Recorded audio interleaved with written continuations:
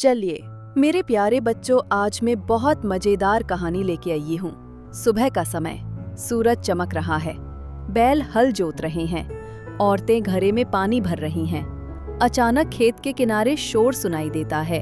राम बाबू चिल्लाते हुए, धर्मो, कितनी बार कहा है मेरी मेर मत तोड़, हर बार चोरी छुपे मिट्टी खिसका देता है तू। धर्मू गुस्से से हल छोड़कर, अरे चुप कर, ये जमीन मेरे पुरखों की है, तू हमें डराएगा क्या? गांव वाले इकट्ठा होने लगते हैं। गांव वाला दौड़ते हुए, अरे आओ आओ, फिर वही दोनों भिड़ गए, लगता है आज मजा आएगा। गांव वाली औरत, हे भगवान, रोज का तमाशा है, कभी पानी को लेकर, कभी मेड़ को लेकर। बहस और तेज हो जाती है। धर्मू गुस्से में तमंचा निकालता है, सब दंग रह जाते हैं। धर्मू, आज देख लेता हूँ किसकी है ये जमीन। धाया, गोली चलती है, आवाज गूंजती है, सब सन्न रह जाते हैं। पूरा गांव हिल जाता है, बच्चे रोने लगते हैं, औरतें चिल्लाती हैं। बूढ़ा भागते हुए, अरे मर गए रे, अब तो बकरा चढ़ाना पड़ेगा देवता को। गुड्डी पेड़ के पीछे छुपते हुए कॉमिक अंदाज में, इतनी जोर से गोली चली कि मेरी बकरी दूध छोड़ भाग गई, अब दही कहाँ से बनेगा। गांव वाले एक दूसरे पर गिरते हैं, कोई खाट पलक देता है, कोई कुएं के पीछे छुप जाता है। पंडित जी खाट के नीचे फंसे हुए, हे भगवान, अब तो गंगा स्नान कराओ जल्दी। राम बाबू भी बंदूक निकालने लगता है, पर लोग पकड़ लेते हैं। गांव वाला, अरे बंदूक रख दे, गांव को रणभूमि मत बना। सरपंच ठाकुर साहब आते हैं, हाथ में बड़ी लाठी लिए। बस अब पंचायत बैठेगी, दोनों गांव का हिसाब आज ही होगा। गोली बारूद गांव का काम नहीं।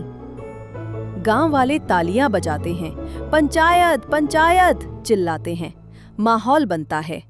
गुड्डी धीरे से फुसफुसाते हुए, आज तो बड़ा तमाशा होगा, अगर चाय समोसा मिल जाए तो मजा दो गुना। चौपाल पर बड़ी बैठक लगती है, एक तरफ राम बाबू की टोली, दूसरी तरफ धर्मू का गुट, बीच में सरपंच, सबके चेहरे पर गुस्सा।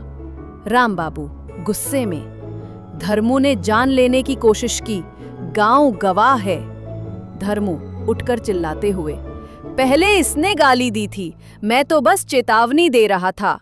गुड्डी बीच में बोलकर, चेतावनी इतनी जोर से दी कि मेरी बकरी बेहोश हो गई, चेतावनी थी या भूकंप? सब हंसते हैं। थोड़ी देर माहौल हल्का होता है, फिर गर्मी लौट आती है। गांव वाला, गोली ऊपर गई थी। गांव वाला टोपी दिखाकर, नहीं, मेरी टोपी का छेद देखो, बाल बाल बचा हूं। सब जोर से हंस पड़ते हैं। भोला पुलिस वाला लेट से आता है, सांस फूल रही है, हाथ में लाठी है पर पेट हिल रहा है। भोला, क्या हुआ? सुना गोली चली, कोई बचा या सब मर गए? सब ठहाका लगाते हैं। सरपंच कड़क आवाज में, पंचायत करेगी फैसला, तू बैठ और समोसा खा। भोला तुरंत शांत हो जाता है और बोलने लगता, देखो भाई, गोली से किसी का भला आज तक नहीं हुई, गांव का माहौल खराब मत करो। भोला, वाह, गोली की खबर झूठ हो या सच, पर इसमें गांव का नाम खराब हुई है। दोनों ओर से गलती हुई होगी, इसलिए बात गोली पे आ गई है, पर अब आपस में मिल के रहो मेरे भाई। दोनों गांव वाले बढ़ा चढ़ाकर गवाही देने लगते हैं। गांव वाला, गोली इतनी पास से गुजरी कि मेरी मूंछ जल गई। गांव वाला, अगर गोली सच में लगती तो आज शमशान घाट जल रहा होता। गुड्डी भाई, अब तो लगता है हम सब मिलकर फिल्म बना सकते हैं, गांव की गन।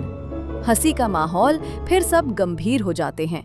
सरपंच, बात को मजाक मत बनाओ, गांव का नाम खराब हो रहा है। सरपंच खड़े होकर लाठी पटकते हैं, सब शांत हो जाते हैं।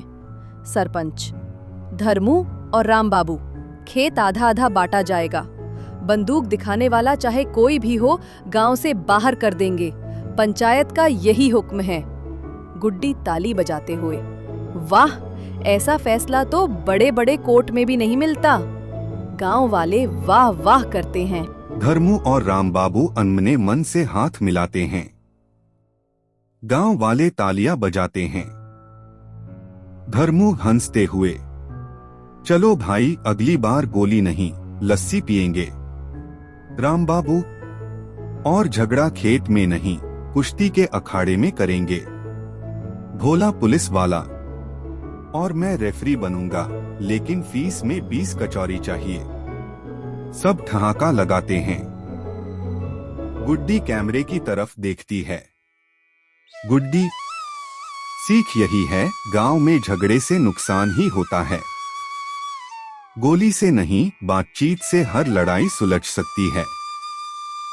सब मिलकर जय हो पंचायत बोलते हैं। ढोलन